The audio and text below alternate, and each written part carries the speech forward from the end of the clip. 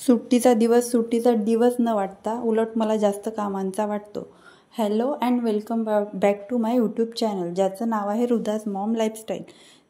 तर मैत्रिणींनो, काय झालं, हृदयाच्या बाबांना तसं संडेला तर सुट्टी नसतेच. त्यांना संडेला जावं लागतं, कारण एक जण त्यांच्या ऑफिसमध्ये संडेला पाहिजे असते, तर ते मंडेला ऑफ घेतात. तर मी पण आता घरी नव्हती, मी पण गावी होती, तर मग त्यांनी मंडेला पण सुट्टी नाही घेतली. तर त्यांचं असं म्हणणं होतं की मला घ्यायला येईन तेव्हा सुट्टी घेईल मी. तर तेव्हा पण त्यांना ऑफिसवरून यायला वेळ होत होतं. त्यांचं असं म्हणणं होतं की मी रात्री तुला घ्यायला येईन आणि सकाळी आपण राहू दुपारपर्यंत, मग संध्याकाळी आपण निघून जाऊ, 2 तासात आपण नागपूरला पोहोचतो. पण तसं काही पॉसिबल झालं नाही. तर मग त्यांनी ती सुट्टी आज घेतली. जी सोमवारी घ्यायची होती ती सुट्टी आज घेतली. तर मग आज हृदया झोपली 8 वाजेपर्यंत. तिचे बाबा पण 8 वाजेपर्यंत झोपली. आणि हृदया जर झोपली असली तर मग आपण जर कामं काढले तर हृदया उठून जाते, आणि हे सगळे झोपून असले तर मग कामच काय करणार. झाडू वगैरे पोछा वगैरे मारता तर येतच नाही. सगळं गाद्या वगैरे एकदाचे अंथरून पांघरून जर आपण उचलून ठेवले तरच आपल्याला पटापट कामं करायला मिळते. तर मग असंच करता करता आज एवढं लेट झालं. एवढं लेट झालं. नाश्ता वगैरे, बसणं, खेळणं, हे ते. ऑफिसची घाई असली की आपण सगळं पटापट करतो. टिफिन वगैरे सकाळीच होऊन जातो. नाश्ता, चहा सगळं आपण वेळेत करतो. आपण टाईमपास करत नाही. नाहीतर सुट्टी असलं की करून असं पेंडिंग पडत जातं सगळं. मग नंतर जेवण नाश्ता वगैरे झाल्यावर मग चहा नाश्ता झाल्यावर हृदयाचे पप्पा शेविंग करायला गेले. शेविंग करून आले. कपडे एवढे होते, गावाला गेली तर जिथे तिथे मला धूळ दिसत होती, तरी सगळं व्यवस्थित साफ करून गेली होती. पण जिथे हात लावेल तिथे धूळ, गॅलरीमध्ये धूळ, किचनच्या खिडकीमध्ये पूर्ण धूळ आली होती. ते सगळं एकदा पुसून घेतलं. मग त्यातला पण मला वेळ लागला. मग नंतर हृदयाची आंघोळ केली. मग एवढे सारे कपडे होते तर ते कपडे मी धुवायला टाकले. म्हटलं आजही मला धुवायचे आहे, उद्या मला धुवायचे आहे, म्हणून उद्या करायच्या जागी मी आजच ते कपडे वगैरे धुवून टाकले. आणि जे भांडे होते, किचन वगैरे साफ करून टाकलं. जिथे मला असं वाटत होतं का इथे खूप घाण झाला आहे, ते पहिले मी साफ करून घेतलं, कारण नंतर करू असं म्हटलं तर होत नाही.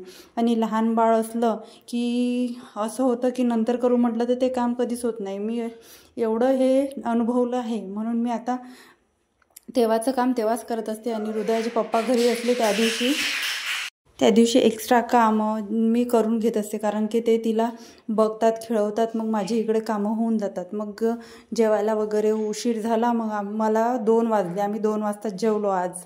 आणि मग 2 वाजता जेवलो. मग भांडे वगैरे तसेच पडू दिले मी, आणि आधी हृदयाला झोपवलं. तर झोपता 2:30 वाजले.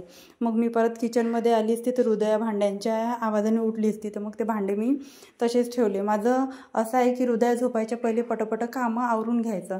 जर नाही झाले तर भांड्यांचे वगैरे जे काम आहे, कपडे, भांडे, तर मग मी ते काही करत नाही. मी ते तसेच ठेवून देते, कारण हृदया आवाजाने उठते.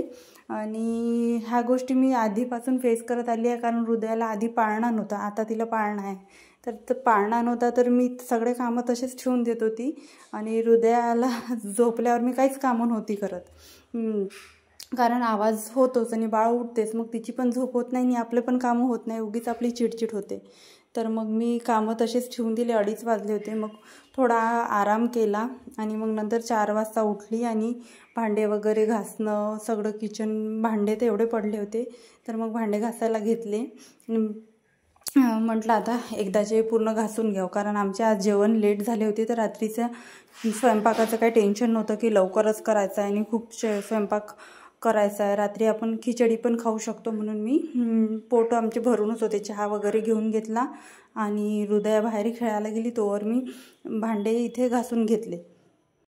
जेवढी गावाला जायची हौस असते तेवढे गावावरून आल्यावर आपल्याला एवढे कामं दिसतात आणि एवढा कंटाळा येतो. तिकडे मस्त आराम करून मस्त जेवढं फिरायचं तेवढं फिरतो, काही कामाचं टेन्शन नाही. इथे मग आपल्याला कामं दिसतात, ते करावं लागतात. तर अगदी ते कामं पाहून आपण असं वाटते की उगीच आलो.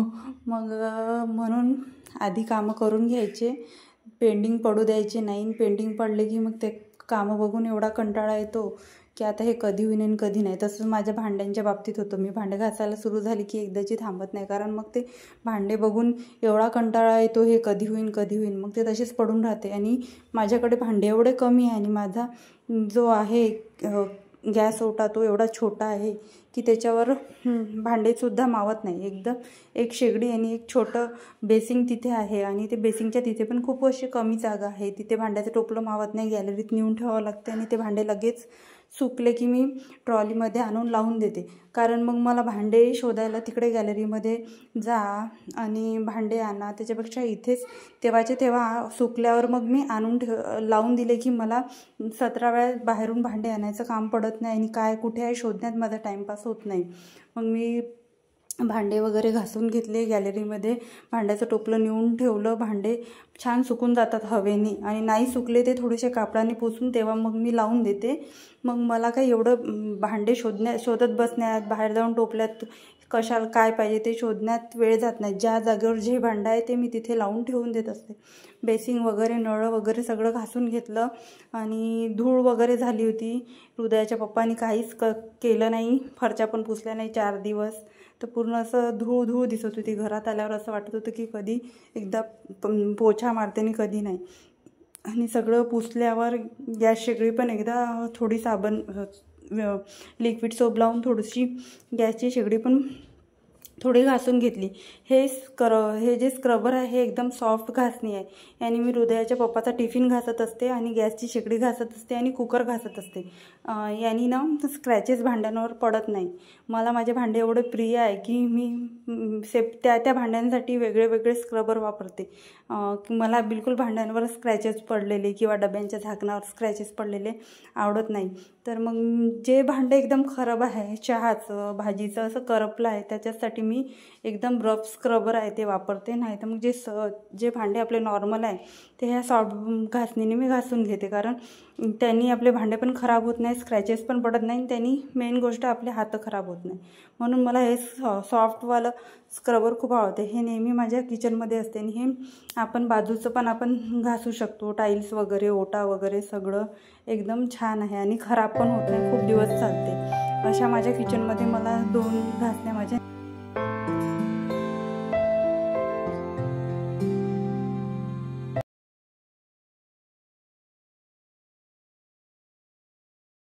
रोज सकाळी मी एकदा अशी क्लिनिंग करून घेत असते.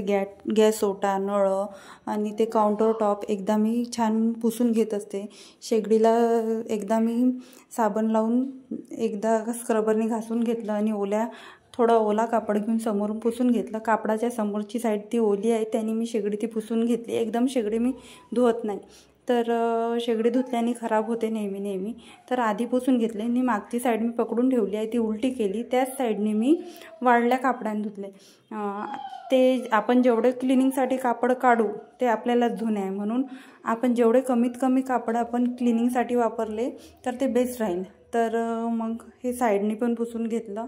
सगळं जे ओलं होतं, जिथे साबण होती ते सगळं एकदा साईडनी पुसून घेतलं. एकदा जर आपण छान क्लिनिंग करून ठेवली ना किचनची तर एवढं चांगलं वाटते, प्रसन्न वाटते, घरात पॉझिटिव्ह वाटते आणि काही कॉक्रोच वगैरे काहीच टेन्शन राहत नाही. माझ्या घरी एकही कॉक्रोच नाही. मला कधीच कॉक्रोचचा स्प्रे मार्केटमधून विकत आणावं लागत नाही. क्लीन ठेवलं, तिथे अन्न वगैरे सांडून नसलं, खरकटं वगैरे आपण वेळेत फेकत राहिलो तर आपलं घर नेहमी स्वच्छ राहते आणि क्लीन राहते आणि कुठले कॉक्रोच वगैरे आणि मेन म्हणजे हे कॉक्रोच घरात आले, किडे घरात आले तर आपल्याच घरात बिमारी, रोग वगैरे येते. त्याच्यामुळे आपण क्लिनिंग ठेवली ना तर आपल्या घरात असं काही कॉक्रोच वगैरे येणार नाही. तर मी एकदा ही अशी क्लिनिंग करत असते.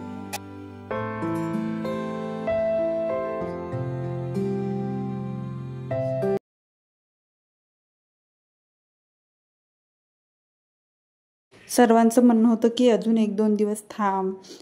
हृदयाचे पप्पा पण म्हणत होते की 8 दिवस राहून घे, तुला जायचं आहे तर मग ये आरामात. तर हृदयाचे पप्पा आधी असे म्हणत होते. मग तिथे गेल्यावर त्यांचा जेवायचा थोडा प्रॉब्लेम झाला. त्यांना बाहेरचं चालत नाही, एकदम ॲसिडिटी वगैरे होते बाहेरचं खाल्ल्याने. मग ते रोज बाहेर सकाळ संध्याकाळ खाऊन त्यांना पण ॲसिडिटीचा प्रॉब्लेम वाढला. तर मग ते म्हणत होते की ये, काम झालं असेल, तुझं राहून झालं असेल तर ये. तसे 4 दिवस मी राहून घेतलं होतं. म्हटलं जाऊ दे चला. आणि हृदया पण तिथे असली की तिला नुसतं बाहेर जायला पाहिजे, फिरायला पाहिजे. घरात ती राहत नाही. तिथे सगळेजण दिसतात तिला.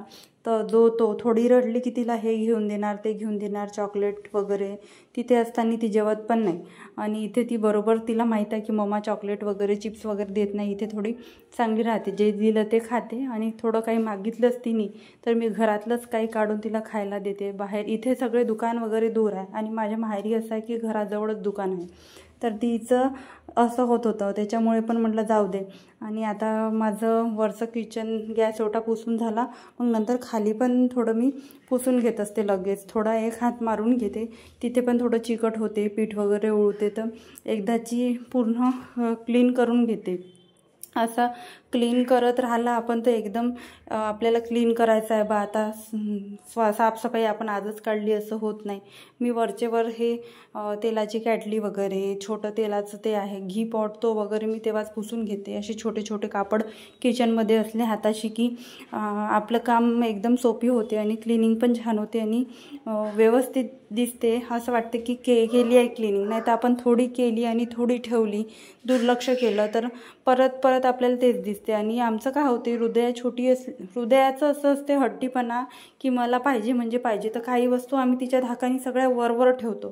तर जे वरचे जे सगळं आहे आमच्या घरात वरच्या ज्या जेवढ्याही जागा आहे, फ्रीज झालं, हे झालं, ते झालं, तिथे एवढा पसारा होऊन जाते, तिच्या लपून ठेवायच्या जागेत तिथेच पसारा होत जाते.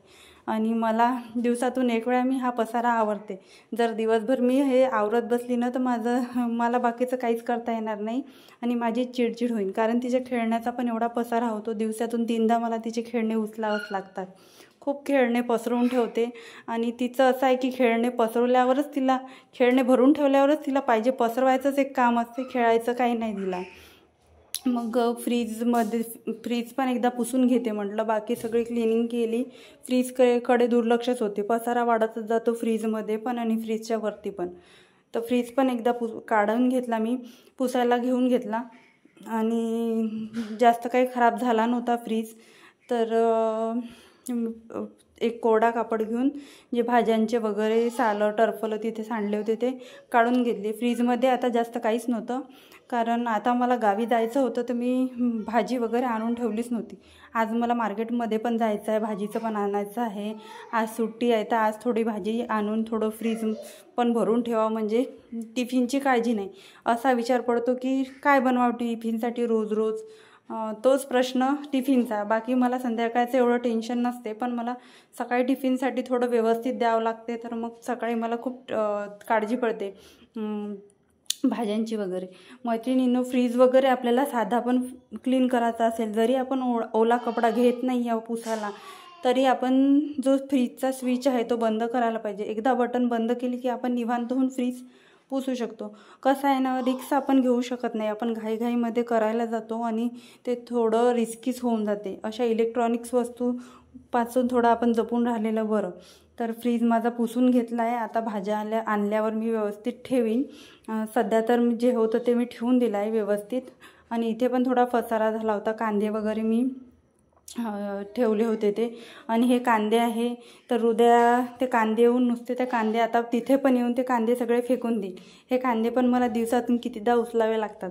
असंच ते मैत्रिणींनो, लहान मुलांच्या घरात पसारा होतोच, किती पण आवरलं तरी. पण कसं आहे, एकदा आवरल्याशिवाय जी कामं आहे ती केल्याशिवाय आपल्याला पण चैन पडत नाही. तर असा मी झाडून पण घेतलं. असा गेला आज आमचा सुट्टीचा दिवस. कसा वाटलं मैत्रिणींनो तुम्हाला आजचा माझा व्हिडिओ, मला कमेंटमध्ये नक्की सांगा. आणि व्हिडिओ आवडला असेल तर व्हिडिओला एक लाईक आणि चॅनलला सबस्क्राईब करायला विसरू नका. पुन्हा भेटूया अशाच एका नव्या ब्लॉगमध्ये. सध्यासाठी बाय बाय.